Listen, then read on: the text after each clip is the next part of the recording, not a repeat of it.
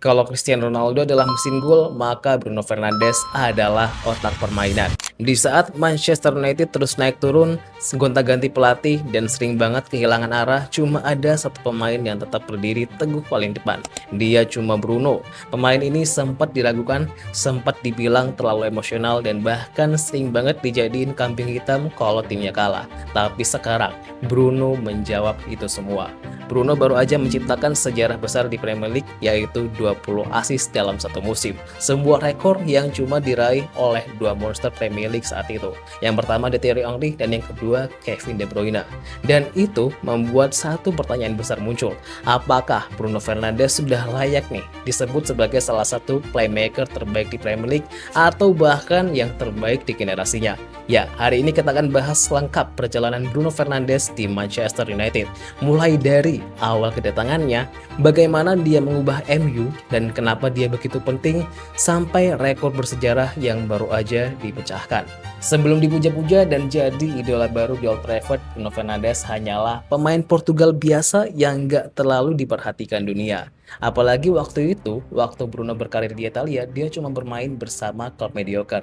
Yang pertama Udinese Calcio dan yang kedua UC Sampdoria.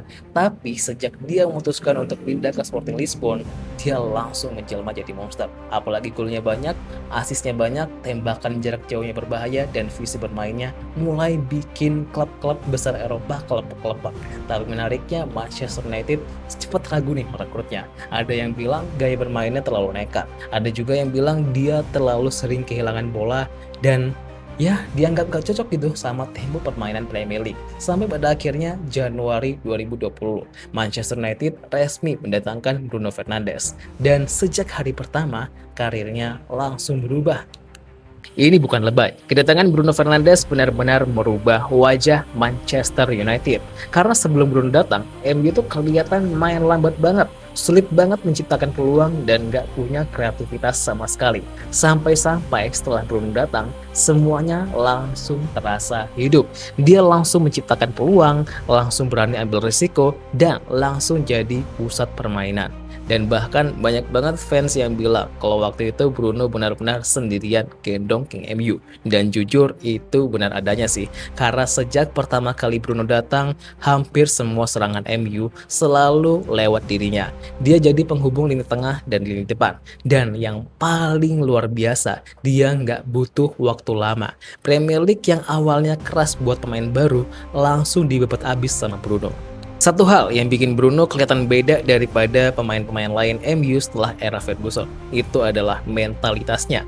Bruno itu pemain yang paling benci kalah, kadang terlalu emosional, kadang juga terlalu marah, dan gesturnya bikin kesal pemain lawan. Tapi justru itu yang bikin fans Manchester United benar-benar mencintainya. Bruno tetap berani mencoba, kadang tetap berteriak, meminta bola, dan tetap mau jadi pemimpin. Bahkan di musim-musim buruk Manchester United sekalipun, statistik Bruno benar-benar gila. Gol ada, assist ada, dan presentasi peluang tetap berada pada angka yang tertinggi. Dan makanya sampai sekarang banyak banget fans yang percaya kalau Bruno pergi, MU benar-benar kehilangan identitasnya.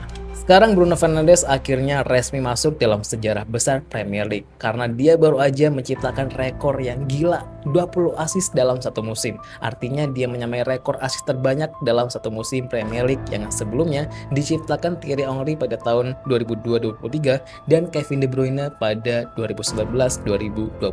Yang bikin lebih gila, Bruno melakukan itu di tengah Manchester United ya yang dalam kondisi nggak stabil, yang sempat gonta-ganti pelatih dari awal Ruben Amorim sampai sekarang ke Michael Carrick. Dan menurut banyak fans, dia sebenarnya bisa loh menciptakan rekor itu lebih cepat daripada biasanya. Kalau penyelesaian akhir rekan-rekannya itu nggak error, lebih bagus gitu ya. Bahkan di laga saat dia menyamai rekor, Bruno berkali-kali menciptakan peluang emas yang gagal diselesaikan rekan-rekannya.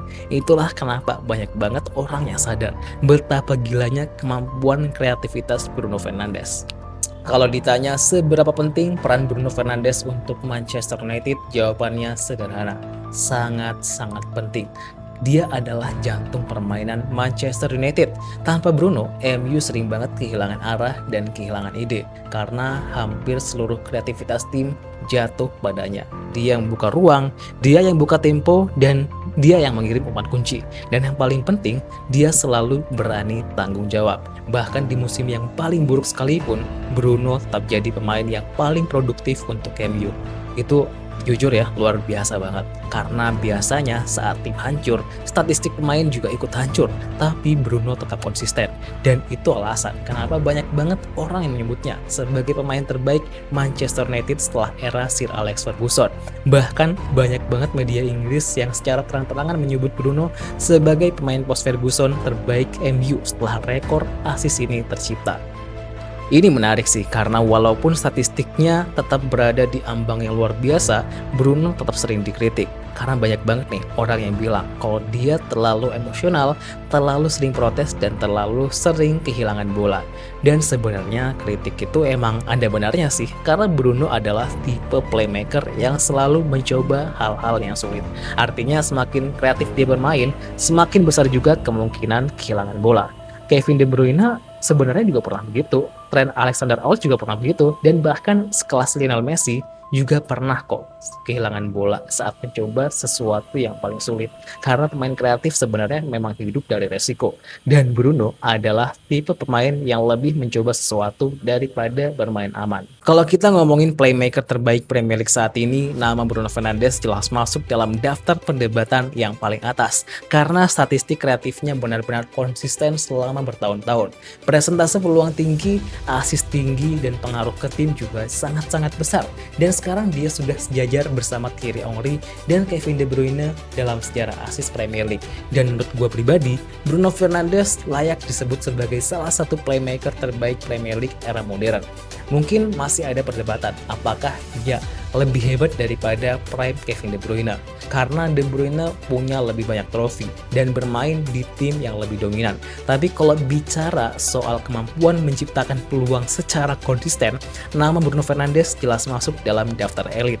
Dan yang bikin pencapaiannya lebih spesial adalah dia melakukan semua ini di Manchester United yang setiap musim juga nggak jelas gitu ya. Dan bayangin aja nih, kalau Bruno bermain di tim seorganisir Manchester City era Pep Guardiola, ya mungkin statistiknya bisa lebih gila lagi. Bruno Fernandes mungkin bukan pemain sempurna. Dia kadang emosional, kadang frustasi, dan kadang terlalu nekat.